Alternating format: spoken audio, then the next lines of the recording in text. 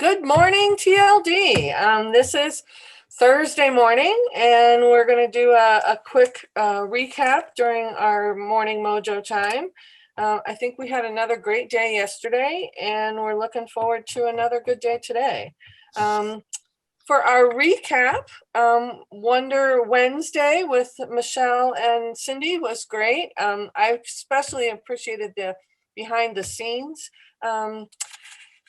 insight to what goes on behind the curtain, so to speak, of the Wizard of Oz. It's always, we take for granted so much of the work that happens behind. Any other comments about the Colorado Encyclopedia? I'll let Cindy comment on that one. So she's the guru on this one. Tell me what it is. I don't have it. What's the comment? I was just wondering whether you had any feedback or comments about your Colorado Encyclopedia session that you did yesterday morning. I just had a note from one person that said it was helpful. Good. Well, I think the looking ahead at the future features that are coming is really great. The on-demand session we had yesterday morning was Journey from the Past to the Present, and Raleigh and Keith and Kyle do such a great job. The strategies and the fourfold piece was new to me, and I think, Cindy, it was new to you, wasn't it?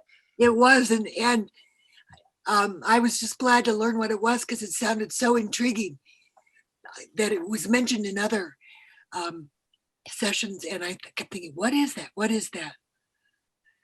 And there was another piece, I think, last night when we were chatting and preparing that you mentioned, Cindy, about wait time. Well, I think that's hard for all teachers. I know it's really hard for me, but I like the way the guys just would pose a question and then just wait and give people time to process. So the value of silence is something that I always need to work on, and I think it's an important piece of when we work with primary sources. And we have to remind ourselves, don't we? We do. That's always a challenge. The Brown Bag session was Veterans History Project. Now, for those of you that weren't able to be on when that was live, it is recorded, so you can go back and take a look at that. I think the power of kids connecting with vets is so incredible and such a great opportunity.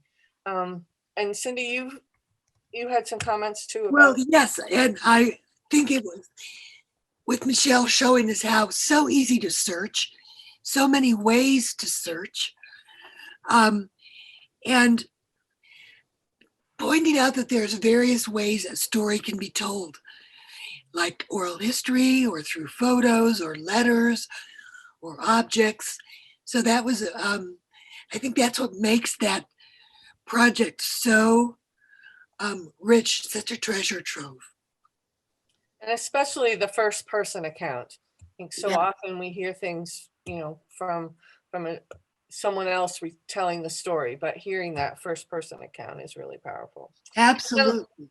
And then last night we had Rich Cairn, Rethinking Immigration, which I thought was full of tons of suggestions and strategies that you can use. What stuck out with you, Cindy?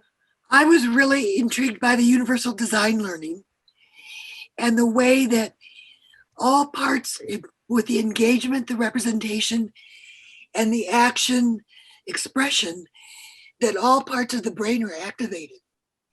And that was really meaningful to me. And it was such a practical solution. I really appreciated that. And some of the tips, Wordify and captioning, what were new to me. Probably many of you already know that. I, of course, like thinking maps. Anything with the word maps attached to it always works for me. Anybody else with comments about Rich's session? Another point that Rich made that I thought was really important is the difference between felt experiences and definitions. So when kids can put something that they feel instead to the word or the term, it obviously becomes much more real. Yeah, and just real quick too, I'll let you know that Rich Karen's presentation is recorded as well. So we're going to be posting that in Hoover. So that's the one keynote that we get to go back to and check out, because it's just packed full of strategies, as you were saying. So we're stoked about that too. That's That's- awesome. Yeah, that'll be great, especially if you can go so far and then push pause and Yes. take some notes and go back and hear it again. Just kind of like learning to knit on with a video, back and forth and back and forth. So that's great. I also liked his aside of looking at offensive terms. I think we all need to be reminded about that. And that was really helpful. So if we don't have any more comments about that session, I want to remind everybody to go to our exhibitors. If you notice that tab along the left side when you're in Hoover. And feedback is so important. We need those polls, those rate this session, that kind of data back. That will be really, really helpful. Right from the packet, Cindy, you had that? Well, Jenny Kitchen got the book packet last night. So congratulations, Jenny. And here we've got Goose Chase. Look at Jolene go. Wow. We're having fun with Goose Chase. We're learning a lot from the participants. They're giving us some great tips and feedback, and we're really enjoying the Bernie memes and the things that are being turned in, and all the primary source learning. So we're learning as much from you as hopefully that you are learning from Goose Chase. It's not too late. Get in there. Use your snow day for good. Don't let the points scare you. The activities are there. They're available, especially today on a snow day. Hang out, get a cup of coffee, go in and look at the sessions, look at Goose Chase and get back involved in what's happening. Take a break from your lessons for a moment and learn for you and have some fun with it. I'm with you, Laura. The Bernie memes are rock star, but I love the strategies being shared, and also the selfies with the sessions have been great. So thank you guys for being involved. There's bound to be something fun today in Goose Chase, so take a look. And a Well, quick coming note up- on Goose Chase too. It's the top 3 out of each game that we're giving away, and these are the top out of each game. So we got to remember there's a lot of prizes to give away in each game. There's 5 games, 3 prizes for each game. So keep at it. Bonus points go way up today and tomorrow. So Oh, all right. the scores will change dramatically too. Coming up today, following Sherry and me, we have History Colorado badges, biographies, and classrooms connections with Kelly Jones-Wagy and Michelle. And our brown bag today is National History Day, which will be great. And then, oh, I skipped one. We have the yellow journalism presentation at 9, and that's on demand. And then at 5 tonight, we have Sam Weinberg. And any of you who've heard him speak, you know it's like trying to drink from a fire hose. So get caffeinated and get ready, because this man is unbelievable. I think we're all looking forward to Sam, but you're right. We do have to be ready. So unless anybody else has any other comments, I think I'll pause. I'll allow some wait time. And then we'll move on into digital badges with Michelle and Kelly. Are you ready to roll?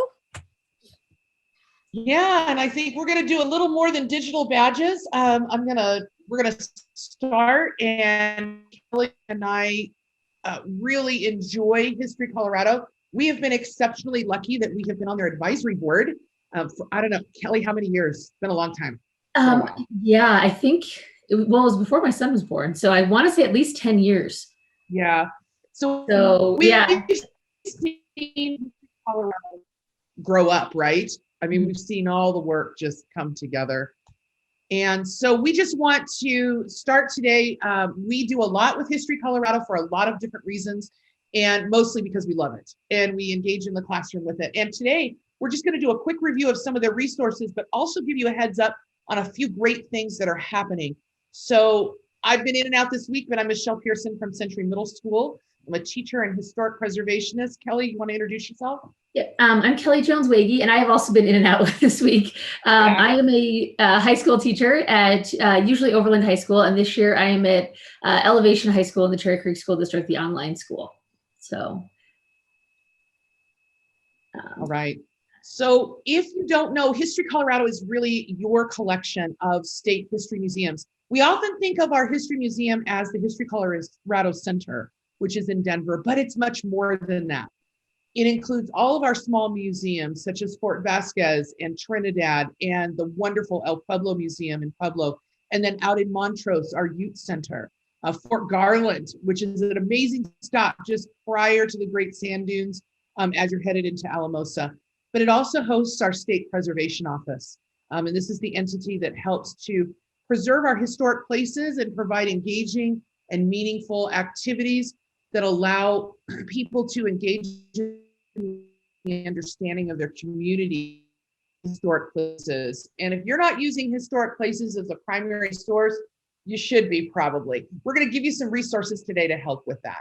So we both serve on the History Colorado Advisory Board, which is a group of teachers that helps with History Colorado to really envision and think about what is, I don't know, our state history and what resources are available. So let's talk about that. This presentation is going to be shared with you. Laura's going to be throwing things in the chat for us. Everything is hot linked. So we have put everything together so that we can have a one-stop shop to make sure that you can link to History Colorado sites. You know, History Colorado has re-envisioned itself with the pandemic as well. Being a state museum that has not been allowed to have large groups of people in it, they have become safe for the pandemic. They have school pods that are working, students that are there at History Colorado. Our regional museums are acting as learning sites for extended learning for our students and providing great, amazing symposium talks and scholar talks. If you've not seen the Borderlands series, it's in cooperation with our entities in the San Luis Valley. It's pretty amazing. You should go back. They're recorded online. You can also see the live presentations. And this summer, they have a teacher professional development symposium. Here's something for a snow day. The National Endowment for Humanities and their Landmarks of American History workshops, their application deadline is coming up this weekend. And we are offering a Borderlands workshop. It will be virtual, but as an inside note, our participants are going to be receiving their artifact trunk delivered to their house to be able to learn about the Borderlands of Colorado. So we've linked all of these resources, but I'm going to turn this over to Kelly and we're going to breeze through a few of them to remind ourselves what's there, but also talk about a few updates. So Kelly, let's go. all right, sounds good. Oops, just a second. I'm sorry. I went, isn't that wonderful? I went out by mistake just because it, whoops, let's go back. All right, Kelly, I hit the link. There you go. Online digital badges. Let's rock it. Thank you. All right, sounds good. So Michelle and I were lucky enough to actually work on the development of these online digital badges. And these things are incredible. I actually just used them with my high school students this week. And it was kind of interesting because we went through 2 of the 4 badges that are available for the students. And they, like, in their little weekly reflections, actually asked me, they're like, are we going to finish these? Can we finish the badges? And they were so excited. And we're talking about like high school juniors. And so we have 16-year-olds that are really excited to do these, and they're actually leveled for elementary through high school. And I had my kids do all 3 levels, and they were okay with that. They were okay doing the elementary school badge as well as the high school badge. And so what the badges are is they let the students go through the online digital exhibits that are available. And there are several exhibits that are available, but we're going to highlight a couple of them. So one of them is the Lincoln Hills exhibit that is there. And so when you take a look at the Lincoln Hills exhibit, what you'll find is that there's a lot of African-American history here in Colorado that a lot of our students are just unaware of. And so Lincoln Hills will really take them through, and you can see it will talk about early history. It takes them through the 1920s. And part of the best parts of this is that it will actually take you, all of these exhibits take you all the way into modern day. And one of the things that we're always looking for, at least I am, especially as a teacher, is I'm always looking for my students to be able to make modern day connections to anything they're studying in history. And I want them to be able to look at all of these primary sources and bring them into modern day, and also to make a personal connection with these things. And so what Lincoln Hills does is it lets them realize that this is something that happened here in Colorado. And it lets them to make this personal connection of, this is just down the street from where I'm at, or it is just, you know, it's right here, and it brings them into modern day. And so Lincoln Hills does that for the African-American community. And so it's incredibly important for a lot of our students to be able to see that. And so if you go into Lincoln Hills, it will take them through kind of early history all the way up into the civil rights movement and into modern day. And then there's also the Ute Tribal Paths digital badge, which is one of the ones that my students just did. And they had a great time working on this particular badge because we were talking about the American Indian movement as a civil rights movement. And so I actually had them go through kind of the whole history, and it does go all the way up into modern day, what it talks about, we are still here. And they had a wonderful time really looking into, you know, what does it look like today, especially here in Colorado, and realizing that we do have reservations here in Colorado, and what does that look like, and what is the relationship between, you know, between American Indian tribes and the U.S. government, and into modern day. And the other thing is as a teacher, if you go in, you'll find this little more tab that's down there. And if you click on that more tab, you will find more resources for you as a teacher that will help you get some more background information that's there. And then you'll also find all kinds of other links that will take you outside and give you all kinds of other information and other resources that you can use with your students on these.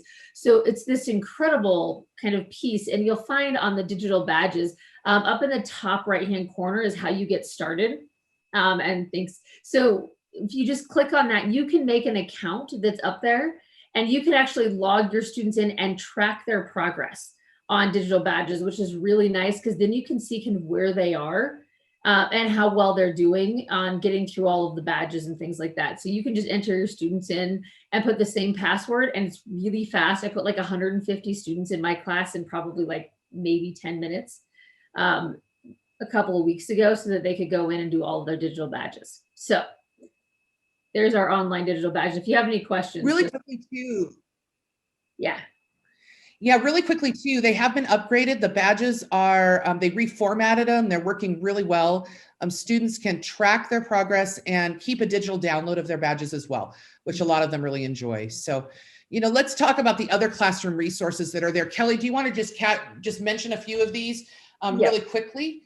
Absolutely. So they do have the online lesson plans, and they are leveled up for you. So under that more tab, if you go in, you'll find, and they have them throughout the more part in the exhibits, but they also have them throughout the website, and they are leveled for you. So they're K-5, they also have 6 through 8, and they have 9 through 12 lesson plans.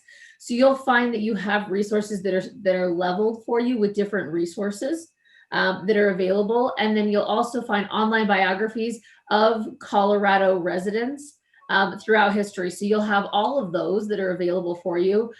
You have the Colorado Magazine that's available for you to be able to take a look at. And so you'll find different articles that are available there, where you can really see kind of highlights of different parts of Colorado history. The primary source sets that were created with Teaching with Primary Sources is also available for you. And so you'll see a mixture of sources that are national, and you'll see the kind of mixture with Colorado resources put together, so students can start to see that national and local connection that was made there. And then they do have the Hispanic history resources, which has been fantastic for students because, and that connects with the Borderlands that Michelle was talking about, and that Borderlands exhibit that's available. And that also, one of the digital badges that's available is La Gente. It's one of the online exhibits. And they have a full kind of set of resources that goes with that. All right. So let's talk about these. I love these. If you have not listened to Lost Highways, it's amazing. And we've hot linked this in the presentation so that you can get right to them. Lost Highways, unpacked and co-authored. The co-authored piece are community recorded oral histories. They're oral histories that have been taken in community meetings around the state to tell our history of our neighborhoods, our communities, our small enclaves, our mountain towns, our plains towns, everywhere in between. Unpacked is going to look at the best talks, and I'm talking the top talks from History Colorado Speaker Series. And then Lost Highways is that unique podcast that's going to take you by your ears on the road. So you can plug in and hear about the special stories. You know, you'll see in this presentation, a lot of times we capitalize the term stories because for us, it's the highlight or the important piece about Colorado. And so that makes it stand out to us. Lost Highways is about that. I encourage you to think about those podcasts and also think about how your students can use them. We've engaged in them a good amount this year with our students. And, you know, with the whole remote hybrid piece that we're doing in instruction, podcasts can really offer another interactive way for students to be engaged. And my kids have really enjoyed using podcasts and asked for them. And I think part of that is the screen time. And it allows them to just listen and think and then come back and do a meaningful activity together to talk about what they've learned. They've been highly engaged. In fact, I had to be careful because I started some of my students on Lost Highways and now they're way ahead in the process and they're listening to them ahead of the gang and school, which frankly, as a teacher, I'm pretty happy that that's happening. So it's all good. We have artifacts, trunks, and history takeout. If you're not aware of our history takeout program, it's amazing. We have the standard trunks that go out with artifacts for students to use on mining history, archaeology, Japanese American history. There's a lot of them. They've all been refreshed. They've been rebuilt. The artifacts are pretty much still the same, but they're all new pieces that have been really cleaned up and added to, so you can check those out still. History Takeout, an amazing program for hands-on history that allows you to investigate all kinds of stories with Colorado, the beet industry, mining industry, and you can enjoy this History Takeout program across the state because the History Takeout kits are located from corner to corner. Take a look at the link that we're giving you here in the presentation and see how you can engage in that. Many of our school districts have it, and people are not aware that you can contact your school district and use a stack of resources that are hands-on for your students. And I know some of you are saying right now, with the pandemic, I can't do that. Actually, you can. You just have to think creatively. To have an artifact still in your classroom, if your students can't handle it, you can at least show it and bring something that is true to life into your classroom to change things up. So think about that. Just as a side note, dot cams work amazing when it comes to artifacts for your students at home as well. The We Are Colorado initiative is probably one of the most amazing pieces that I've seen that has surfaced over the last 18 months with History Colorado. The We Are Colorado brings stories and faces from across the state together to talk about the history that is often overlooked, those diverse stories that we want to bring to the surface of our teaching. Let's think about, what does it mean to be Hispanic, to be Italian, to understand the neighborhoods on our Front Range and our small communities, to see what it means to live on the Eastern Plains, to be a rancher, to be somewhere in Colorado and be involved in the LGBTQ movement. The We Are Colorado initiative brings people's stories to the table. And that includes our Museum of Memory, which is an outreach program that students and teachers can be involved in as well. We've been working with them with the COVID pandemic and having students tell their stories around COVID and share them with the community archives at History Colorado for perpetuity. Think about it. Bring your history alive and contact History Colorado and have your students share their experiences with History Colorado, and History Colorado will share the experiences of Coloradans across the state with you as well. Additionally, our State Preservation Office, people often don't think about this, but our state preservation office is our SHPO. A lot of times you'll hear it referenced in that way, but it keeps records of our historic sites across the state. Let's think about this. Cindy mentioned it yesterday. We've talked about it this week. Historic sites are the built artifacts and the built primary sources that we can use. Our SHPO office has original documents, plans of these buildings, all the different things on this, where you can explore what does it mean to live in an adobe house that has been there for over 100 years? How about Union Station that has re-envisioned transportation and brought Lodo back alive downtown in a whole new way when it was the gateway to the city at the turn of the century and the Queen City of the Plains. Your State Historic Preservation Office is ensuring that these stories are told. They also make sure that teachers have access to them as well. The Preserve America Youth Summit, if you haven't heard about Preserve America, this program has been going on now for 15 years. We launched it with the launching of the Sand Creek Memorial, and the Preserve America Youth Summit, in partnership with our SHPO office, our national parks, our state parks, and our local municipalities. Here's where lessons in local government come to life. Take students out to their communities to advocate for historic places. You know, this summer, our students couldn't go in person. So what did they do? They put out an advocacy campaign for historic places across Colorado and the American West. 1.6 million shares later on the Instagram posts that they created, our historic sites were being shared by people across the country and across the globe. That's advocacy in the hands of students. And when you're talking about learning with local government, when you're talking about advocating for your home and your main street and your historic place, Preserve America Youth Summit, your state preservation office, and your state museum, History Colorado, can help you do that in the classroom with the resources that they provide. They also, just to let you know, help us connect to different endeavors across the state. And they provide teacher professional development, as you know, online professional development, PD that's in the field. Teachers can go on the Youth Summit as well as students, as well as our project archaeology work. We have national professional development that we're offering with NEH. And we've got an amazing guest speaker series, the Borderlands Project, the community initiatives, and our regular scholars. And some of those highlighted in Colorado Magazine. Take a look at Colorado Magazine. There's amazing articles. We happen to know a few authors. They live right here in the TPS community.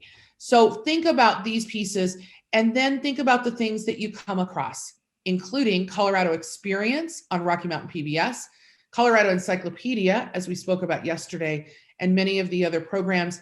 Those two are funded by your state SHPO office and History Colorado. So we're going to stop right there. We've got a couple minutes. We want to see if there's any questions, and we want to thank you for what you do with us and for being with us this morning. And are there any questions that we can answer for you all before we head off into our snow day? Some of us are going to be working remote, others are not. Others are hanging out, maybe making a snow angel today or shoveling the sidewalk. There you go. So anything else? I think we're good. Yeah, any questions or anything else that we forgot to remind people about? Keith, Kyle, anything? Nope. I look forward to seeing y'all at 5 o'clock for Sam Weinberg. It's going to be exciting. It's going to be rock star. Kelly, anything else that you want to add? Because I know we breezed through. You are a rock star in the use of History Colorado resources. Any closing words on HC? I think we got it all. I think we're good. I'm really looking forward to them opening up again, though. My son really misses going. He's really sad. We all do. We all do. So. All righty. Well, great. Well, everybody have a good Thursday, and we'll see you online tonight. Thanks. Thank you. It's the top of the hour. Have a great day. Thank you, everybody.